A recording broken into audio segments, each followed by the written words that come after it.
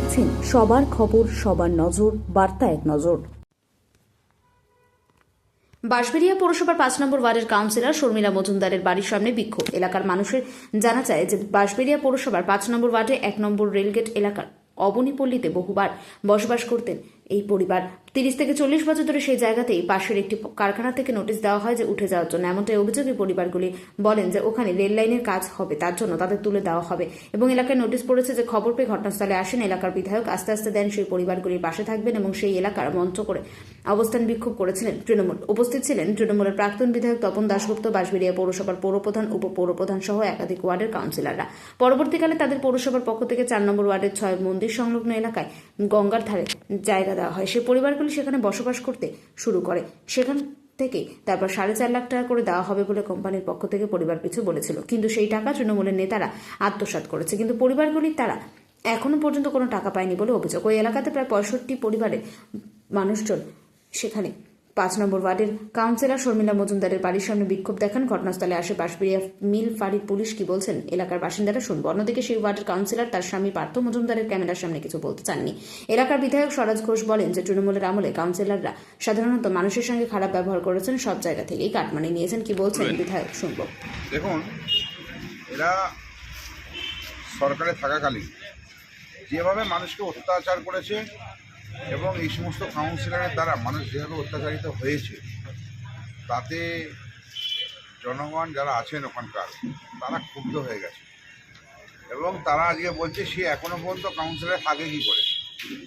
যেভাবে কাটমানি খেয়েছে, যেভাবে জমির দখল নিয়েছে। কাউন্সিলর, আমি যতটা জানি মহিলা, ভদ্রমহিলা কাউন্সিলর আছেন, ওনার হাজব্যান্ড তো পুরো এলাকা মাফিয়াগিরি করে বেড়ায় এবং তার কি ভূমি, পার্থভূমি কি নাম আছে, পার্থ মজুমদার। হ্যাঁ, এই পার্থ মজুমদার, ওই পার্থ মজুমদার উনি ওই এলাকাকে একদম ভয় ভীতির পরিবেশ তৈরি করে দিয়েছিলেন এবং এলাকার যত রকম বেআইনি কাজ আছে বেআইনি কাজের সঙ্গে যুক্ত। আমি বলবো সাধারণ মানুষ আজকে ওনার বাড়ি ঘিরে অবরোধ করছে। আমি সাধারণ মানুষকেও বলবো যে আপনারা যেমন বাড়ি ঘিরে করছেন, প্রশাসনের কাছেও জানান, আমাদেরকেও জানান, আমরা যথাযথ ব্যবস্থা নেব। কারণ এদের বাইরে থাকার আর সময় নেই, এদেরকে সব কটাকে ভেতরে ঢোকাতে হবে এবং ভেতরে ঢোকাবার যা যা ব্যবস্থা নেওয়ার, যেভাবে চুরি করেছে সেই ব্যবস্থা আমি বিধায়ক হিসেবে আমি নেব। কারণ আমি এলাকায় ঘুরে দেখেছি মানুষের শুধু চোখের জল আর আর্তনাদ কান্না। তাই মানুষ শান্তি চাইছে, কিন্তু এখনও পর্যন্ত তারা ভাবছে তৃণমূলই সরকার চলছে, তাদের এখনও পর্যন্ত চৈতন্য হয়নি, মানুষকে চমকাচ্ছে ধমকাচ্ছে।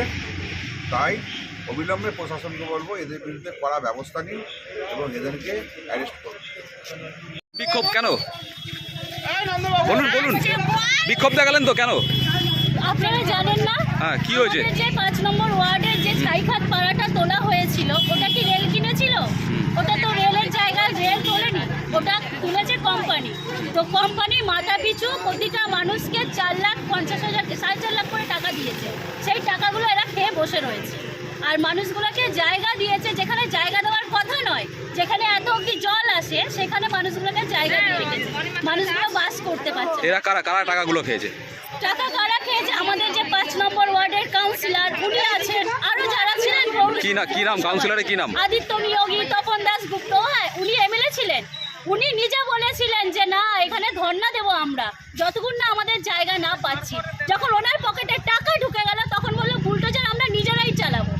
ব্যাস, আর কিছু টাইমও দেয় না। আপনারা যাবেন, খোঁজ নেবেন, যদি মিথ্যে বলি আপনারা সলিউশন পাবেন। কি নাম আপনার? শম্পা দাস। আমাদেরকে 4,50,000 টাকা করে দেওয়া হয়েছে, এমনকি ওটা কোম্পানি দিয়ে দেওয়া হয়েছে। আমাদের টাইমও পর্যন্ত দেওয়া হয়নি। ফার্স্টে বলা হয়েছিল যে এখানে মানে উচ্ছেদ করার জন্য মানে আন্দোলন করা হয়েছিল। তারপরে সেটাকে আমরা যখন টাইম চেয়েছি বৃষ্টির মধ্যে, আমাদেরকে সেটাই টাইমও দেওয়া হয়নি। ফার্স্টে আমাদের সাথে কাউন্সিলর সবাই ছিল। ফার্স্টে যখন আমরা প্রবলেমে পড়েছি তখন ওনাকে আগে গিয়ে বলেছি, তো উনি আন্দোলনটা করেছিল। তারপরে যখন টাকা পেয়ে গেছিলো তখন আমাদেরকে মানে 1 মাসও টাইম দেওয়া হয়নি। ওই বৃষ্টির মধ্যে প্রতিদিন এসে মানে দেখে যেত যে সেটা উঠেছে কিনা, আমাদের ঘরবাড়িগুলো উঠেছে কিনা। এমনকি এমন জায়গা দেওয়া হয়েছে যেটা গঙ্গা এতটা, এমনকি আমাদের এরকম জায়গা দেওয়া হয়েছে যেখান দিয়ে ফেটে যাচ্ছে। এমন জায়গা কেন দেওয়া হলো আমাদেরকে? আর যে মানে যে কি বললো কাউন্সিলর? কি বললো?